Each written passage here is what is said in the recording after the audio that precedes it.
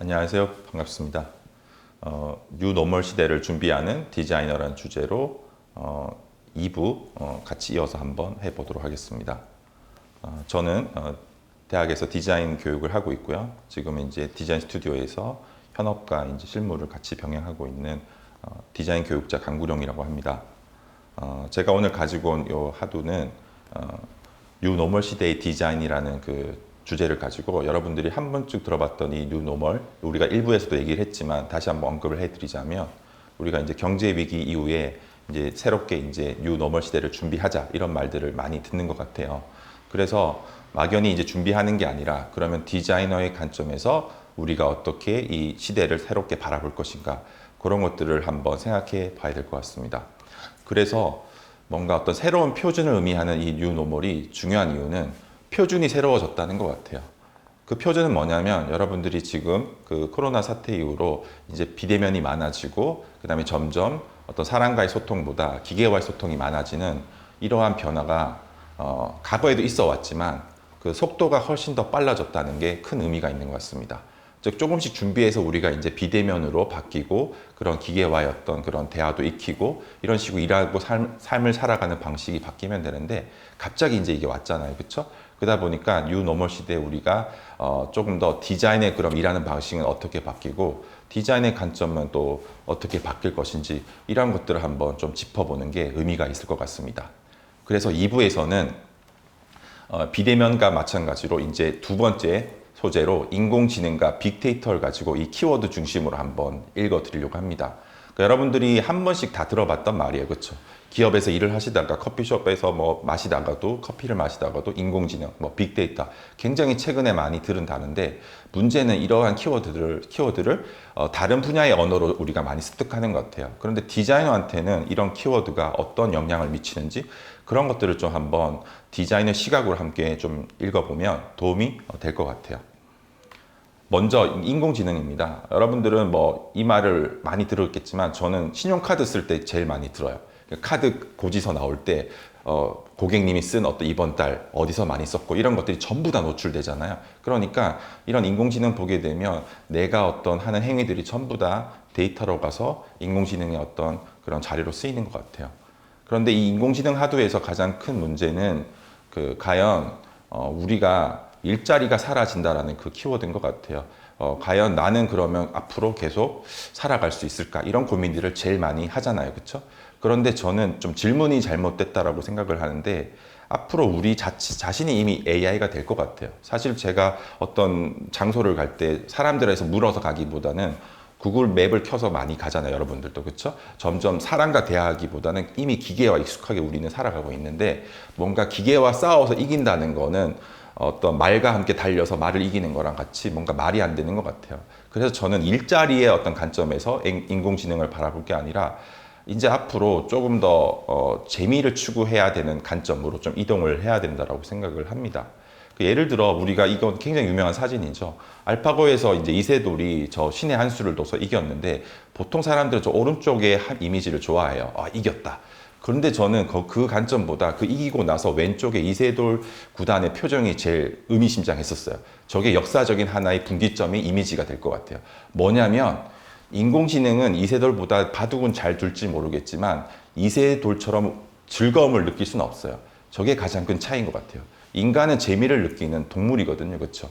그러다 보니까 앞으로 뭔가 효율성에 맞춰서 뭔가 일을 빨리 하거나 재밌게 하는 그런 일을 뭔가 효율적으로 하는 것보다는 재미를 추구하는 분야로 디자인이 어떤 비즈니스에서 이제 취미와 교양으로 옮겨갈 것 같아요. 이게 가장 큰 변화가 앞으로 뉴노멀 시대에 올 것 같습니다. 그래서 일과 어떤 취미의 경계가 사라지는 디자인, 그런 분야들이 폭발적으로 저는 증가할 것 같아요. 자, 예를 들어보면 제가 오늘 데일리 드랍캣이라는 프로젝트를 하나 가지고 왔는데요. 이거는 그 미국의 디자이너 그 제시카 히시라는 분이 만든 그 자기의 어떤 하루마다 하는 취미를 가지고 만든 프로젝트예요. 드라켓이란 건 뭐냐면, 여러분들이 어렸을 때 봤던 그 Once Upon a Time, 어머니들이 읽어줬던 그 문장에서 첫 글자, 저 이니셜을 크게 저렇게 표현한 이니셜을 드라켓이라고 하는데, 저 드라켓을 요 제시카 히시가 아침마다 하나씩 만든 거예요. 왜냐하면 일이 없었기 때문에 처음에 스튜디오를 오픈하고 그래서 아침에 출근해서 자기 스튜디오에서 30분 동안 계속 이렇게 알파벳 A부터 B, C, D까지 쭉 만들면 한 달이 걸리겠죠, 그렇죠? 그런 작업들을 그냥 재미로 레터링을 하고 올리다가 그게 입소문을 타고 이제 점점 일들이 들어온 거죠. 관련된 영상을 하나 제가 한번 보여드리겠습니다. 네, 이 데일리 드라켓은 제시카 히스가 아침마다 이렇게 2009년부터 출근하면서 30분 정도 투자하면서 매일 이렇게 그린 겁니다. 지금 화면에 보시는 것처럼 뭐 K, X, I 이런 식으로 글자를 만들면서 블로그에 올린 거죠. 그러다 보니까 사람들이 그거를 입소문을 타고 와, 글자가 굉장히 예쁘네. 저걸 나도 한번 따라해 볼까? 이런 식으로 이제 어떤 레퍼런스로 보는 사람도 있고 그리고 저게 너무 예뻐서 이제 인터뷰도 오고 이런 식으로 이제 알려짐으로 해서 이런 취미가 점점 유명세를 타고 이제 조금씩 이제 강연도 하고 그 다음에 발표도 하면서 자기 작업을 이렇게 알리게 된 겁니다. 그러다 보니까 이제 사람들이 점점 더 많은 관심을 가지게 되겠죠. 그래서 이제는 그 기업에서도 제시카 히스 작업을 이제 하고 싶어서 지금 보시는 화면에 보면 이렇게 알파벳을 이용해서 책 표지를 만든 거예요. 이건 펭귄 출판사에서 문학 전집을 제시카 히스의 그 데일리 드라켓을 이용해서 만든 거고요. 이건 오바마 티파티에 초대돼서 오바마 그 문서를 만든 것도 있고요. 이런 식으로 굉장히 광범위하게 스타벅스, 그 다음에 이런 책 표지, 이런 등등의 또 영화 문라이드 킹덤이라는 타이틀부터 모든 것들이 이런 취미에서 시작이 된 거죠. 보통 우리는 이제 일이 들어와야지 디자인을 하는데 제시카 히스는 다른 게 일이 들어오기 전에도 계속 그런 디자인을 할 수 있는 취미를 가지고 있었던 겁니다. 그래서 이런 식으로 지금 보는 화면에 보는 것처럼 알파벳을 이용한 표지, 그 다음에 북커버들, 그 다음에 이러한 초대장, 그다음 스타벅스의 광고들 모든 것들이 이런 글자를 가지고 만든 거고요. 그리고 그 일의 시작은 30분 일찍 출근해서 했던 자기만의 그런 드로잉들, 취미들이 이루어진 겁니다.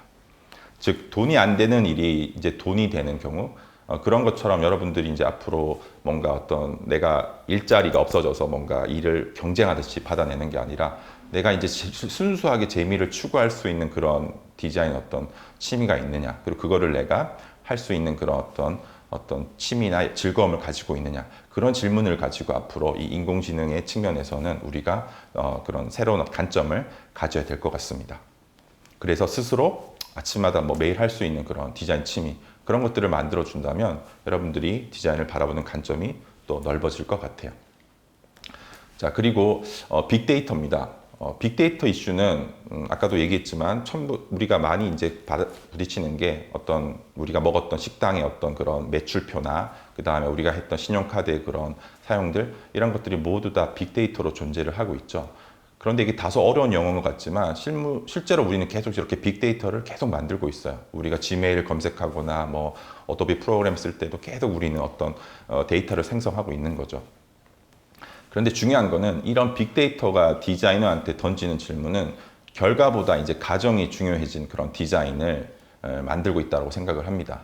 이게 무슨 말이냐면 여기 지금 화면에 그 로고가 보이시잖아요. 이 로고를 보면 가끔 사람들은 저 로고의 어떤 그 좋은 점을 로고의 어떤 형태나 그리고 그 로고가 얼마나 기업의 철학을 반영했느냐 이런 식의 그 로고 자체의 그 결과를 가지고 얘기를 합니다. 그러다 보니까 어떠한 방법을 가지고 만들던 형태만 잘 나오면, 즉 결과만 잘 나오면 사람들은 그걸 좋은 로고라고 생각을 했던 거죠. 그러다 보니까 모든 로고들은 딱 고정된 상태로 우리한테 많이 노출이 됩니다. 자, 제가 하나 영상을 좀 보여드릴게요. 자, 이건 MIT 미디어랩 로고인데요. 여러분들이 지금 보시는 화면에 지금 그 장소를 지금 들어가 보면 이제 학생들이 이렇게 공부를 하고 일을 하는 그런 공간이잖아요, 그렇죠? 이 미디어랩 아이덴티티를 2005년도에 만든 건데 지금 보면 이 로고가 이렇게 반응하고 움직여요, 그렇죠? 이런 식으로 색깔도 바뀌고 화면에 따라 이제 이동도 하는데 문제는 이런 모든 로고가 어떤 결과 중심으로 만들어진 게 아니라 저 로고의 형태가 만들어지기까지 그 과정 알고리즘을 짠 거기 때문에 계속 다변화되는 로고가 나온 겁니다.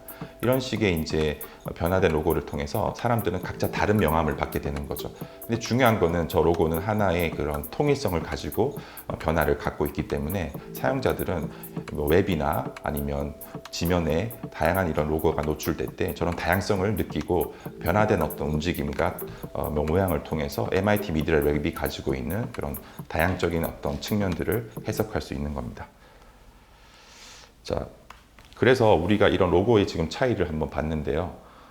이렇게 명암이나 그리고 이런 화면에서 다양한 변화를 일으키고 있는데 기존의 로고는 결과의 디자인 컨셉에서 디자인은 결과의 디자인과 컨셉과 질문을 넣습니다. 그래서 이런 로고들 보게 되면 결과 중심으로 디자인 컨셉과 질문을 행하게 되는 거죠.